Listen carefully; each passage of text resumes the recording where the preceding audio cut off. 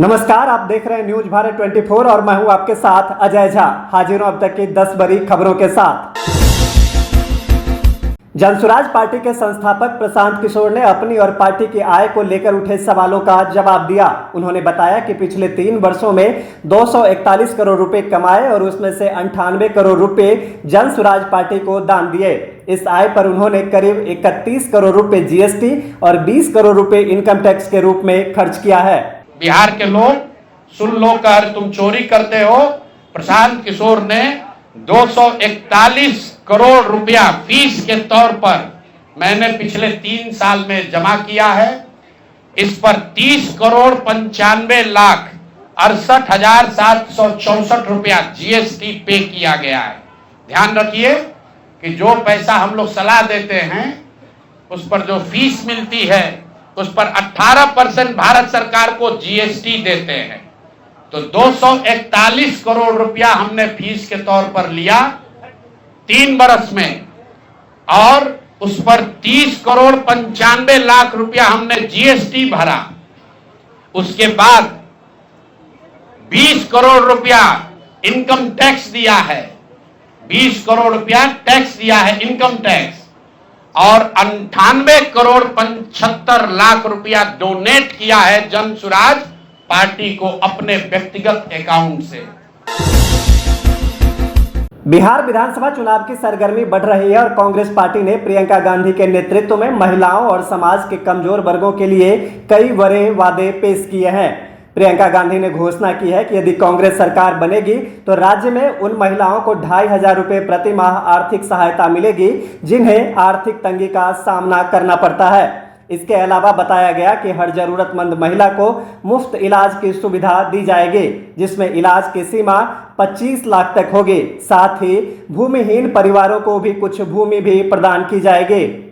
बिहार में महागठबंधन के वादे हर एक अधिकार को मजबूत करना चाहते हैं। कमाई का अधिकार, गरीब परिवारों को उद्योग के लिए 2 लाख तक की सहायता देना चाहते हैं हम। विधवा, दिव्यांगजन, वृद्ध पेंशन 1500 रुपए प्रति माह और हर वर्ष 200 रुपए की बढ़ोतरी इसमें। भूमिहीन परिवारों के लिए मकान हेतु 3 से 5 डिसमिल जमीन देना चाहते हैं और उस जमीन का मालिकाना हक अपनी बहनों को देना चाहते हैं। हम हर विधानसभा में स्थानीय रोजगार को बढ़ावा देने के लिए 10 करोड़ का बिहार बनाओ स्टाइपेंड फंड देंगे। हम न्यूनतम समर्थन मूल्य की गारंटी देते हैं और एपीएमसी के तहत मंडियों की व्यवस्था लागू करेंगे।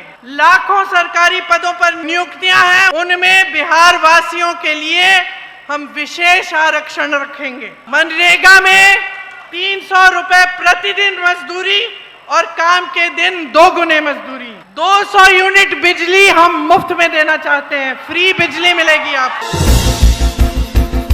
उत्तर प्रदेश के मुख्यमंत्री योगी आदित्यनाथ ने बरेली हिंसा पर सख्त चेतावनी देते हुए कहा कि कानून तोड़ने वालों को सीधे जहन्नुम का टिकट मिलेगा। उन्होंने साफ किया कि बेटियों की सुरक्षा, त्योहारों की शांति और व्यापारिक प्रतिष्ठानों पर हमले बर्दाश्त नहीं होंगे। सीएम योगी ने आगे कहा कि उन्हें यह याद रखना होगा कि वे जितना सोचते हैं उससे ज्यादा हमारी पहले से तैयारी रहती है और जब भी दुस्साहस करोगे ऐसे ही पिटोगे जैसे बरेली के अंदर पिटे हो।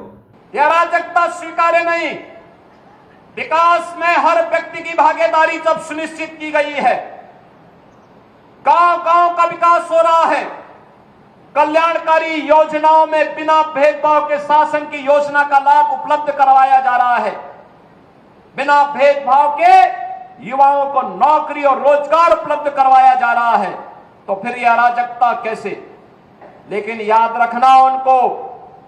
रखना होगा, वे जितना सोचते हैं उससे ज्यादा हमारी पहले से तैयारी रहती है और जब भी दुस्साहस करेंगे ऐसे ही पिटोगे जैसे बरेली के अंदर पीटे गए हो। केंद्रीय गृह मंत्री अमित शाह ने एक बार फिर जोर देकर कहा कि भारत 31 मार्च 2026 तक नक्सलवाद से पूरी तरह मुक्त हो जाएगा। नक्सलवाद को खत्म करने की लड़ाई सिर्फ हथियार उठाने वालों से नहीं बल्कि उस विचारधारा से भी लड़नी होगी जिसने इस समस्या को जन्म दिया और बढ़ावा दिया। शाह ने कहा कि जब तक उन लोगों को नहीं पहचानते जो नक्सलवाद को वैचारिक, कानूनी और आर्थिक मदद देते हैं, तब तक इस लड़ाई को पूरी तरह खत्म नहीं कहा जा सकता। हमारी सरकार की नीति है जो हथियार छोड़कर सरेंडर होकर आना चाहते हैं उनके लिए रेड कारपेट है। आइए भाई, आपका स्वागत है, आप मार्ग भूले हुए हमारे ही लोग हो। और सबसे अच्छा lucrative surrender policy Vijay ji बैठे हैं, छत्तीसगढ़ सरकार ने बनाया है, भारत सरकार ने बनाया है। सबका स्वागत है, हथियार छोड़ दीजिए। आए, आज भी मैं कहता हूं, हम किसी को मारना नहीं चाहते, मगर आप हथियार में लेकर निर्दोष आदिवासियों को मारना चाहते हैं तो मेरी सरकार का धर्म है इनको बचाना और आपका सामना। मुख्यमंत्री नीतीश कुमार ने आज 11,921 करोड़ रुपए की 20,658 योजनाओं का शिलान्यास एवं उद्घाटन किया। इसके अंतर्गत 7,805 करोड़ रुपए की लागत से जन सुविधा एवं विकास के संबंधित 16,065 योजनाओं का शिलान्यास एवं 4,116 करोड़ रुपए की लागत से 4,593 योजनाओं का उद्घाटन किया। इसके अंतर्गत औद्योगिकी एवं तकनीकी, शिक्षा, पशु एवं मत्स्य, समाज कल्याण, परिवहन, राजस्व एवं भूमि सुधार, खेल, श्रम संसाधन, सामान्य प्रशासन, कृषि सहित कई अन्य योजनाएं शामिल है। आज महासप्तमी है, इसे लेकर पूरे देश के साथ बिहार में भी सभी मंदिरों के पट खुले। माता रानी ने भक्तों को दर्शन दिया। इस अवसर पर श्रद्धालुओं में काफी उत्साह नजर आया। वहीं सीतामढ़ी के खरका बसंत पंचायत में दुर्गा पूजा बड़ी धूमधाम से मनाई जाती है। शारदीय नवरात्र पर होने वाली मां जगत जननी दुर्गा पूजा के लिए भक्तों की भारी भीड़ उमड़ पड़ी है। यहाँ की पूजा की अपनी एक अलग विशेषताएं हैं, जिसको लेकर अगल बगल के गांवों के लोग भी बड़ी संख्या में माता के दर्शन करने यहाँ पहुँचते हैं। चुनाव आयोग ने बिहार में होने वाले विधानसभा चुनाव और कुछ राज्यों के उपचुनाव के लिए केंद्रीय पर्यवेक्षक तैनात करने का फैसला लिया है। आयोग ने विभिन्न राज्यों में सेवाएं दे रहे कुल 470 अधिकारियों को केंद्रीय पर्यवेक्षक के रूप में नियुक्त करने का फैसला किया है। इनमें भारतीय प्रशासनिक सेवा IAS के 320 अधिकारी, भारतीय पुलिस सेवा IPS के 60 अधिकारी और भारतीय राजस्व सेवा के 90 अधिकारी शामिल हैं। इसके अलावा IARAS, ICAS जैसी सेवाओं से अधिकारी इसमें शामिल हैं। आयोग के मुताबिक ये सभी अधिकारी बिहार में होने वाले विधानसभा आम चुनाव और जम्मू कश्मीर, राजस्थान, झारखंड, तेलंगाना, पंजाब, मिजोरम और ओडिशा में होने वाले उपचुनावों के लिए नियुक्त किए जा रहे हैं। शिल्पी गौतम रेप और मर्डर केस बिहार की सियासत में एक बार फिर चर्चा में है। इस मर्डर केस में अब तक साधु यादव पर बात होती थी, लेकिन इस बार बहस के केंद्र में बिहार के उप मुख्यमंत्री सम्राट चौधरी आ गए हैं। जनसुराज के संयोजक प्रशांत किशोर ने सम्राट चौधरी पर गंभीर आरोप लगाया है। इस मर्डर केस में प्रशांत किशोर के खुलासे के बाद बिहार की राजनीति में हलचल मच गई है। रहने वाले लोग हैं, याद कर लीजिए शिल्पी गौतम रेप और मर्डर केस, जिसमें एक डॉक्टर के लड़के को और शिल्पी गौतम के साथ ऐसा आरोप लगा था कि उनके साथ सामूहिक बलात्कार और उसके बाद उनकी हत्या कर दी गई थी। साधु यादव पर उसका आरोप लगा था। बड़ी हंगामा हुआ, CBI में केस गया। मैं आपके माध्यम से आज पूछ रहा हूं कि क्या अभी के उप मुख्यमंत्री सम्राट चौधरी उर्फ राकेश कुमार उर्फ सम्राट कुमार मौर्य उस केस में संदिग्ध अभियुक्त के तौर पर नामजद थे या नहीं थे, ये प्रेस में वो बता दें। उसके बाद हम उसका डॉक्यूमेंट आपको जारी करेंगे। इनका CBI ने इनको अभियुक्त के तौर पर इनकी जांच की थी कि नहीं, उस मुकदमा में इनको नामजद संदिग्ध बनाया गया था कि नहीं, ये सीधा आपको बता रहे हैं।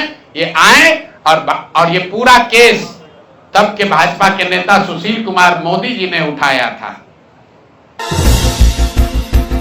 भारतीय टीम ने T20 एशिया कप 2025 का खिताब पाकिस्तान को 5 विकेट से हराकर जीत लिया है। भारतीय टीम के लिए तिलक वर्मा, कुलदीप यादव और शिवम दुबे ने दमदार प्रदर्शन किया।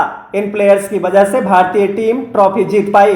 पाकिस्तान ने भारत को जीतने के लिए 147 रनों का टारगेट दिया था, जिसे टीम इंडिया ने आखिरी ओवर में चेज कर लिया।